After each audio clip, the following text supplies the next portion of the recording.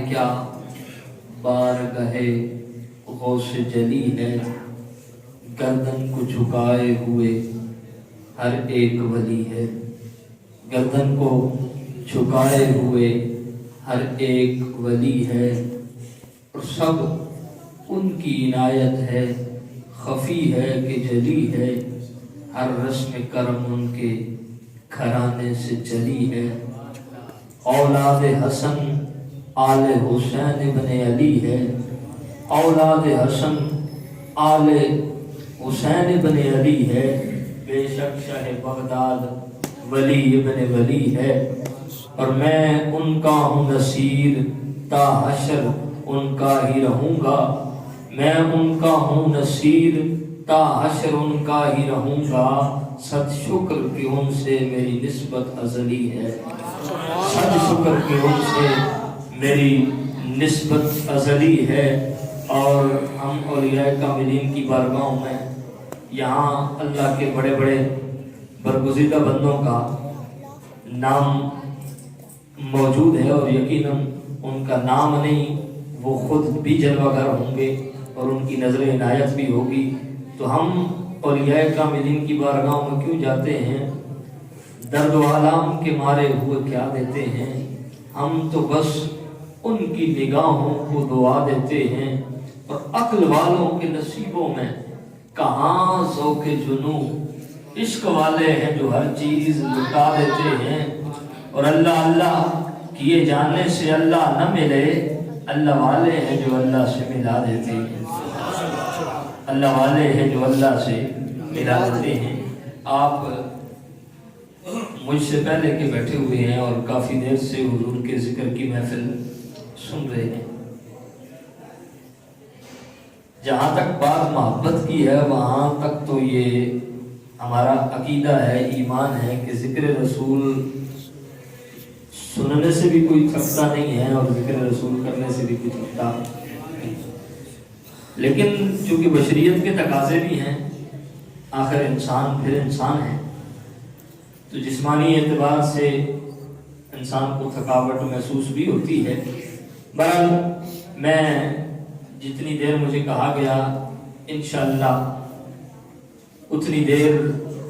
میں آپ کے گوش گزار چند باتیں کروں گا۔ آپ لوگ مبارکباد کے مستحق ہیں، حضور کے ثناخوان، حضور کی ثناخوانی کرتے رہے، حضور کا ذکر کرتے رہے، آپ بیٹھ کر بڑے محبت کے ساتھ سنتے رہے، علماء بیٹھے ہیں،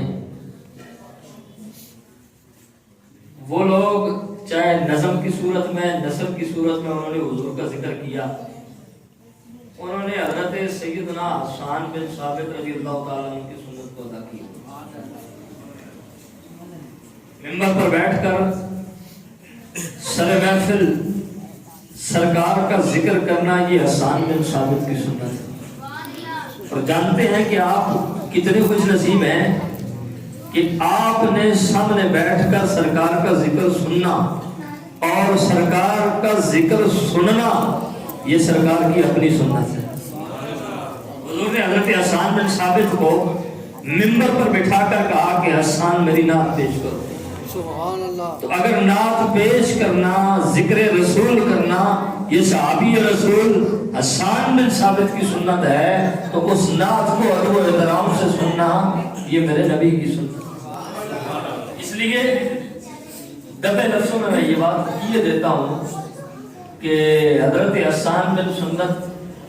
کی سنت کو ادا کر لینے کے بعد کبھی سرکار کی سنت کو ادا کرتے ہوئے سرکار کا ذکر سننا بھی چاہیے۔ جس طرح سرکار کا ذکر کرنے کی برکتیں ہیں، اسی طرح سرکار کا ذکر سننے کی بھی برکتیں ہیں۔ اللہ کے ولیوں کی محفل کے اندر، مجلس کے اندر بیٹھے ہوئے ہیں، حضرت مجدد پاک کا نام موجود ہے، حضرت سیدنا غوث پاک رضی اللہ تعالیٰ عنہ کا نام موجود ہے، حضور دادا صاحب کا فیضان یہاں پر نظر آ رہا ہے، اور صاحب مزاج جن کا آلور سے پاک ہے محترم محمد شفیع میرا بخش صاحب، ان کے عرس پاک کی تقریبات ہیں، اور آج آخری نشست ہے، اور آخری نشست کے اندر آخری لمحات ہیں، اللہ کے جو ولیوں کی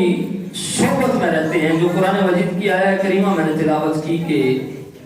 اے ایمان والوں تقوی اختیار کرو اور سچوں کے ساتھ ہو جاؤ، تو اللہ والوں کی جو نسبت ہوتی ہے وہ انسان کو بے مثل و بے مثال بنا دیتی ہے۔ اور یہ اللہ والے ایسے لجپال ہوتے ہیں کہ جو ان کے دامن کرم سے وابستہ ہو جاتا ہے وہ بد نصیب ہو تو اسے خوش نصیب بنا دیتے ہیں۔ حضرت سیدنا مجدد پاک، آپ سے ہی بات کو شروع کر لیتے ہیں چونکہ آپ کا نام نامی اسم گرامی اس اشتہار کے اندر موجود ہے۔ حضرت مجدد الفسانی رحمہ اللہ تعالی علیہ، آپ کے بیٹے خواجہ معصوم صاحب ایک استاد کے ہاں زانو تلمس طے کرتے ہیں، ان سے علم شریعت علم دین سیکھنے کے لیے جاتے ہیں۔ ایک دن حضرت مجدد پاک بیٹھے ہوئے ہیں اور اللہ کے ولی کی رب کے لوح محفوظ پر بھی نظر ہوتی ہے اور انسان کے دل پر بھی نظر ہوتی ہے۔ اب آپ کے وہ بیٹے حضرت ملا طاہر لاہوری کے پاس علم شریعت سیکھنے کے لیے جاتے ہیں۔ حضرت مجدد پاک اپنے بیٹے کو کہنے لگے، بیٹے تیرا استاد ہے بڑا قابل، بڑا پڑھا لکھا ہے، بڑا فاضل ہے، بڑا عالم ہے، لیکن میں لوح محفوظ پر دیکھتا ہوں تو بد نصیب لکھا ہوا ہے، اس کے ماتھے پر دیکھتا ہوں تو بد نصیب لکھا ہوا ہے، اس کے ماتھے کی طرف نظر جاتی ہے تو بھی بد نصیبی نظر آتی ہے،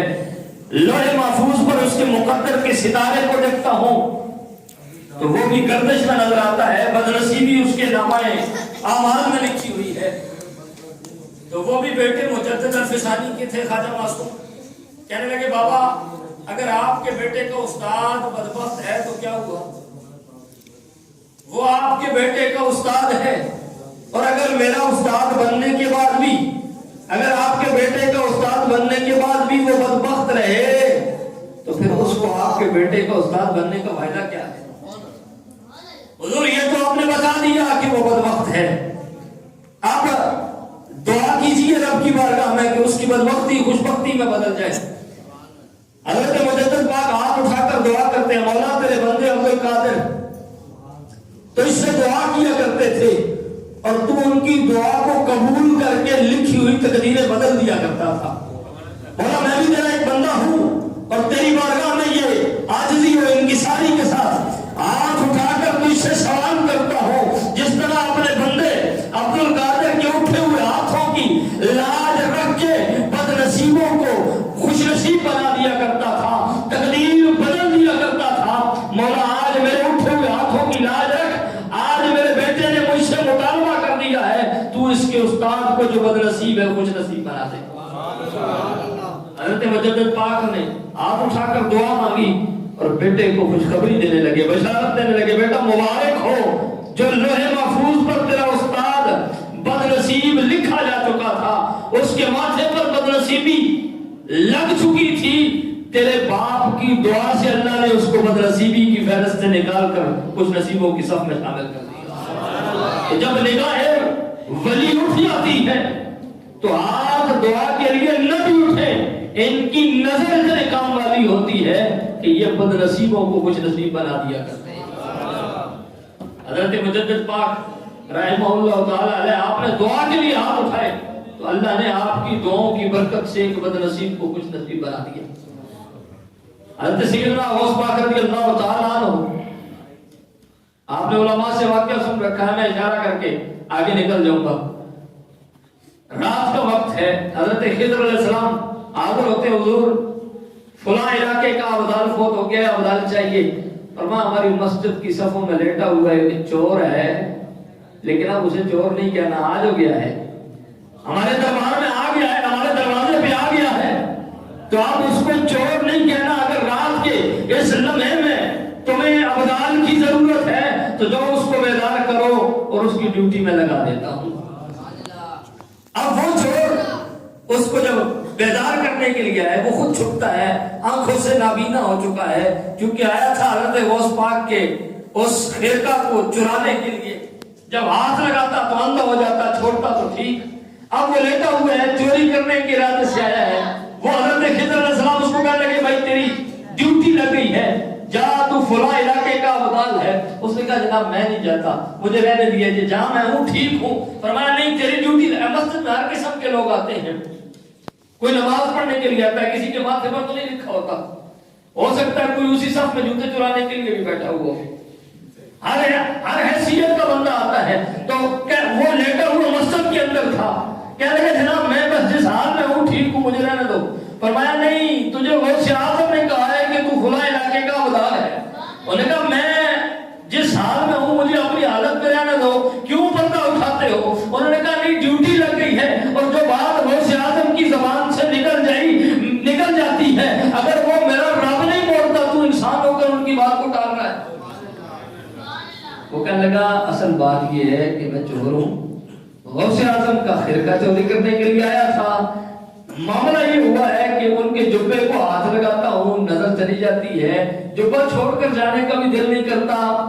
اور لے کے جاتا ہوں تو اندھا ہو جاتا ہوں۔ اب پریشانی میں اس لیے لیٹا ہوں مسجد میں کہ جو کوئی پوچھے گا کہوں گا مسافر ہوں، صبح کی نماز کے وقت جب مسجد کھلے گی میں نکل جاؤں گا، میں کوئی ابدال نہیں، کوئی کتب نہیں، کوئی کلندر نہیں، میں کب بھی نہیں، میں ایک چور ہوں اور ایک چور کی حیثیت سے یہاں لیٹا ہوا ہوں۔ انہوں نے کہا ٹھیک ہے، تو بھی ٹھیک کہتا ہے، کیونکہ جو تو آیا تھا تو چور تھا، لیکن اللہ کے ولی کی زبان سے اب نکل گیا ہے، تو ولی کی زبان سے نکلنے کی دیر ہے، اللہ نے تجھے چور سے درجہ ابدالیت عطا فرما دیا۔ اور یہ حدیث قدسی ہے،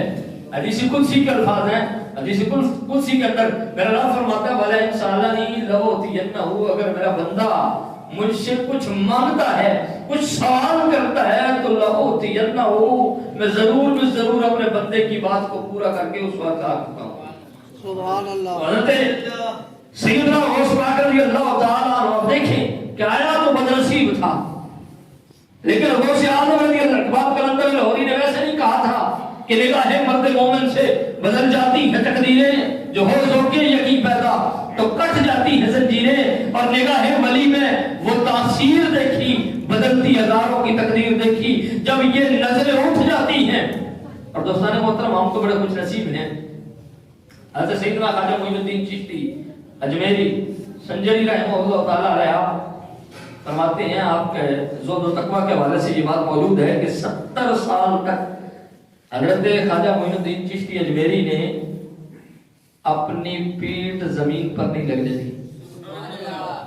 عبادت میں مشغول رہے، 70 سال تک بستر پر ٹانگیں پھیلا کر نہیں لیٹے، اور پوچھا گیا تو فرمایا کہ مالک کے سامنے اس طرح لیٹنے میں شرم آتی ہے۔ لیکن کوئی معین الدین چشتی اجمیری سے پوچھے کہ 70 سال کے اس ورا سے، اس مجاہدے سے کچھ ملا؟ فرمایا وہ مجاہدے اپنی جگہ پر، لیکن بات اس دن بنی جب مرشد کامل کی نظر ہوئی، اور مرشد کامل نے جب نظر کی تو فرماتے ہیں کہ مجھے خانہ کعبہ کے اندر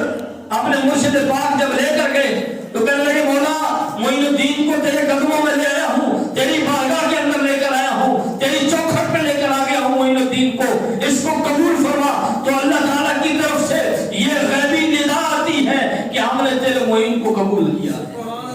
ہم معین الدین کو قبول کرتے ہیں۔ اور بات صرف یہاں تک ختم نہیں ہوئی، حاجی صاحب فرماتے ہیں مجھے میرے مرشد کریم حضور کی بارگاہ میں حضور کے قدموں میں لے کر گئے، اور حضور کی بارگاہ میں جا کر کہنے لگے کہ یا رسول اللہ اس معین الدین کو آپ کی بارگاہ میں پکڑ کر لے کر آیا ہوں، اس کو قبول کیجئے۔ تو حضور کی روزے سے جواب آتا ہے، حضرت خواجہ معین الدین چشتی اجمیری فرماتے ہیں مرشد کامل نے کہا حضور کی بارگاہ میں سلام پیش کرو، کہتے ہیں میں نے سلام پیش کیا اور روزے سے جواب آیا کہ وعلیکم السلام، تم پر بھی سلامتی ہو،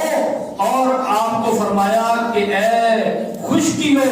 تری کے شہنشاہ تجھ پر سلامتی ہو۔ فرمایا ہم نے تجھے خشکی اور تری کا بادشاہ بنا دیا ہے، سمندر ہو یا خشکی ہو، جہاں جہاں تک مخلوقات ہیں معین الدین تجھے سلطانی عطا کر دی ہے۔ بات بتانے کا مقصد یہ ہے کہ ریاستیں اپنی جگہ پر، مجاہدے اپنی جگہ پر، لیکن جب کسی مرشد کامل کی نظر ہوتی ہے بات تب بنتی ہے۔ اور حضرت خواجہ صاحب فرماتے ہیں جب مرشد کی نظر کرم ہوئی تو پھر میں خانہ کعبہ کے اندر موجود تھا تو اللہ کی رحمت جوش میں آ گئی اور غیب سے ندا آئی کہ معین الدین آج جو مانگو تمہیں عطا کیا جائے گا۔ ایسے غوث پاک کا یہ فرمان تو آپ علماء سے سنتے رہتے ہیں نا، کہتے غوث پاک فرماتے ہیں جو بھی ہمارے سلسلہ ارادت کے اندر آیا، جو ہمارا مرید بن گیا، اس کو ہاتھ پکڑ کر جنت میں لے جانا یہ ہماری ذمہ داری ہے۔ کسی نے کہا حضور اگر کوئی بندہ آپ کا مرید نہیں ہے، آپ کے حلقہ ارادت میں داخل نہیں ہوا، اس کا معاملہ کیا ہوگا؟ فرمایا اگر کوئی ہمارا مرید نہیں ہے، ہمارے سلسلے کے اندر بیعت نہیں بھی ہوا، اس کے دل کے اندر عبد القادر کی محبت ہے، ہم اس محبت کے صدقے اس کو ہاتھ پکڑ کر جنت میں لے جائیں۔ لیکن یہ تو حضرت شیخ عبد القادر جیلانی کی بات ہے۔ حضرت خواجہ صاحب فرماتے ہیں کہ ندا آئی کہ اے معین الدین چشتی اجمیری جو مانگو وہ دیا جائے گا، آج جو طلب کرو گے وہ عطا کیا جائے گا۔ حضرت خواجہ صاحب فرمانے لگے مولا اگر دینے کا ارادہ کر ہی لیا ہے اور معین الدین کی مرضی پوچھتے ہو، کلندر لاہوری نے یہ بات کلندر ہی کر سکتا ہے۔ انہوں نے کہا تھا کہ خودی کو کر بلند اتنا کہ ہر تقدیر سے پہلے خدا بندے سے خود پوچھے بتا تیری رضا کیا ہے، اور وہ مقام معین الدین چشتی اجمیری پہ آیا۔ اب رب پوچھ رہا ہے معین الدین تیری مرضی کیا ہے؟ تو نے 70 سال تک اپنی پیٹھ کو بستر پر اس لیے نہیں لگنے دیا کہ میرا حیا کرتا رہا، تو ریگستانوں کے، بیابانوں کے، جنگلات کے اپنے مجاہدے اور ریاستیں اس لیے کاٹتا رہا کہ تاکہ میں راضی ہو جاؤں۔ اب معین الدین میں تجھ سے پوچھا ہوں تو کیا چاہتا ہے؟ تو حضرت خواجہ معین الدین چشتی اجمیری نے فرمایا مولا قیامت تک جو میرے سلسلے کے اندر بیعت ہوتا رہے اس کی بخشش فرما دے، اس کے حق میں میری شفاعت کو قبول فرمانا۔ تو فرمایا کہ اللہ تعالیٰ نے وہاں پر خانہ کعبہ کے اندر اس جگہ پر میں موجود تھا تو وہاں پر اللہ تعالیٰ نے مجھے اس چیز کی ضمانت دی کہ معین الدین جو تیرے سلسلے کے اندر آئے گا ہم اسے وقت دیں گے، ہم اس کے حق میں تیری شفاعت کو قبول کریں گے۔ تو دوستان محترم کوئی بھی سلسلہ ہو، کسی سلسلے کے بزرگ ہو، اللہ تعالیٰ ان بزرگوں کو یہ شان عطا فرماتا ہے کہ وہ اپنے محبت کرنے والوں کو اکیلا نہیں چھوڑتے۔ میں حضرت شیخ شہاب الدین سہروردی علیہ رحمہ آپ کے والے سے دیکھ رہا تھا کہ حضرت خواجہ فرید مسعود گنج شکر رضی اللہ تعالیٰ عنہ آپ اور آپ کے ساتھ حضرت غوث بہاؤل حق زکریا ملتانی علیہ رحمہ آپ اور حضرت شہباز کلندر عثمان مروندی رحمہ اللہ تعالیٰ علیہ آپ، یہ تینوں بزرگ اس نیت سے، اس ارادے سے گئے کہ حضرت شیخ شہاب الدین سہروردی کے ہاتھوں پر بیعت کر لیں، ان کے حلقہ ارادت میں داخل ہو جائیں۔ اب اس نیت سے یہ ارادہ لے کر گئے تو جب وہاں پر پہنچے تو اتفاق سے اس وقت حضرت شیخ شہاب الدین سہروردی موجود نہیں تھے۔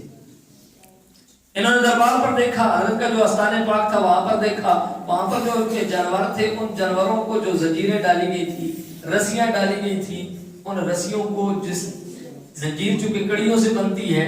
تو وہ کڑیاں سونے کی تھی۔ تو حضرت کلندر چونکہ مزاجی کلندرانہ تھا، حضرت لال شہباز کلندر آپ نے دیکھا جلال میں آگے کہنے لگے یہ کیسا ولی ہے کہ جس کے جانوروں کی زنجیریں جو ہے وہ سونے کی بنی ہوئی ہے، اس کو دنیا سے اتنی محبت ہے۔ آپ